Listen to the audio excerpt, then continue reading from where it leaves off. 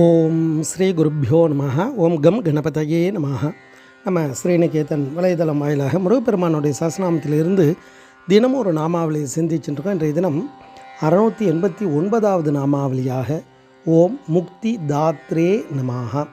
முருகப்பெருமான் இந்த நாமாவளி பேரின்பத்தை அளிப்பவருக்கு நமஸ்காரம் அப்படின்னு வர்ணிக்கிறது. அதாவது மோட்சத்தை அளிப்பவருக்கு நமஸ்காரம். நம்ம முன் நாமாவளியில் பார்த்தோம், மோட்சதாய மகனா மோட்சத்தை அளிக்கிறார். இந்த நாமாவளி அந்த பேரின்பத்தை கொடுக்கக்கூடிய சக்தி வடிவமாக இருக்கார். அப்போ அந்த பேரின்பமானது எப்பேற்பட்டது, அந்த முக்தி அப்படின்றது என்ன அப்படின்னா அதுதான் நம்ம விடுதலைன்னு பார்த்தோம். எல்லா விதமான துன்பங்கள் இருந்தெல்லாம், பிறப்பு இறப்பில் இருந்தெல்லாம் விடுதலை கிடைக்கும், பிறவாத நிலை கிடைக்கும், இதெல்லாம் நம்ம பார்த்தோம். அப்போ இந்த பேரின்பமான இந்த முக்தியானது எப்படி கிடைக்கும், யாருக்கு கிடைக்கும், அதை எப்படி முருகப்பெருமான் கொடுக்குறார் அப்படின்னா அந்த ஆத்மாவனுடைய பக்குவத்தை பொறுத்து அந்த ஆத்மாவனுடைய செயலுக்கு தகுந்த பலனை கொடுக்குறார். அதை தான் ஔவையார் அழகாக சொல்லுவாள், ஈதல் அறம். அதாவது ஒவ்வொரு உயிரும் தர்மத்தின்படி வாழணும். அதில் முதல்ல ஈதல் அறம்.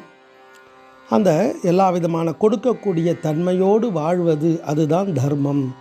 அடுத்தது அறம். பொருள் எப்படி இருக்கணும்னா தீவினை விட்டு ஈட்டல் பொருள், நல்வினை செய்து அதன் மூலமாக பொருள் சம்பாதிக்கணும்.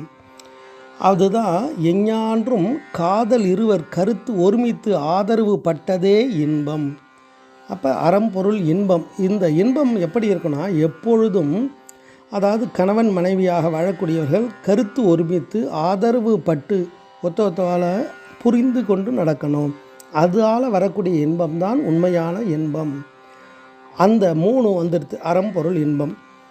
இந்த வீடுன்றது எப்படி கிடைக்கும் அப்படின்னா பரனை நினைந்து இம்மூன்றும் விட்டதே பேரின்ப வீடு.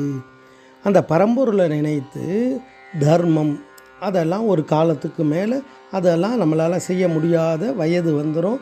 இல்லைன்னா செய்து முடிச்சுட்டு அதையும் இறைவனுக்கு அர்ப்பணிக்கிறது. பொருள் அதையும் இறைவனுக்கு எல்லாத்தையும் அர்ப்பணிச்சிடுறது. அதனால தான் எந்த ஒரு பொருளும் கூட வராது, நம்ம கூட வராதுன்றதை உணர்ந்து அந்த பொருள் மீது பற்றுகளை குறைச்சிக்கிறது. அது மாதிரி அந்த கணவன் மனைவியாக வாழற வாழ்க்கையில் ஏற்படக்கூடிய இன்பத்தை முழுமையாக எல்லா கடமைகளை எல்லாம் செய்துட்டு அதுக்கப்புறம் இந்த இன்பத்தை விட பேரின்பம் எது அப்படின்னும் பொழுது தான் இந்த மூன்றையும் விடும் பொழுது அறம் பொருள் இன்பம் இந்த மூன்றையும் இறைவனை நினைத்து தத்தம் கொடுக்கறது. அதனால தான் காசிக்கு போகிறதுக்கு முன்னாடி திரிவேணி சங்கமத்தில் எல்லா விதமான தானங்கள் எல்லாம் பண்ணுறது. முடி வேணினா முடி தானம் பண்ணுறது, நம்ம உண்ணக்கூடிய உணவுகள் இலைகள் இதெல்லாம் தானமாக, அதாவது விட்டு விடுறது, இதெல்லாம் விட்டு அது அந்த பயிற்சி எடுத்துக்கிறது. அப்போ இந்த அறம்பொருள் இன்பம் இந்த மூன்றையும் இறைவனை நினைத்து விட வேண்டும், அதுதான் வீடு பேர். அதனால தான் வள்ளுவ பெருந்தகை அழகாக சொல்லுவார், பிறவி பெருங்கடல் நீந்துவர் நீந்தார் இறைவனடி சேராதார்ன்றார். அப்போ ஏற்பட்ட பேரின்பத்துக்கு ஆதாரமான அந்த மோட்சத்தையே கொடுக்கக்கூடியவர், பேரின்பத்தை அளிப்பவராக குமார பரமேஸ்வரனை இந்த நாமாவளி தத்துவார்த்தமாக வர்ணிக்கிறது. ஓம் முக்தி தாத்ரே நமஹ. ஸ்ரீ குருப்பியோ நமஹ. ஓம் சும் சுப்பிரமணியாய நமஹ.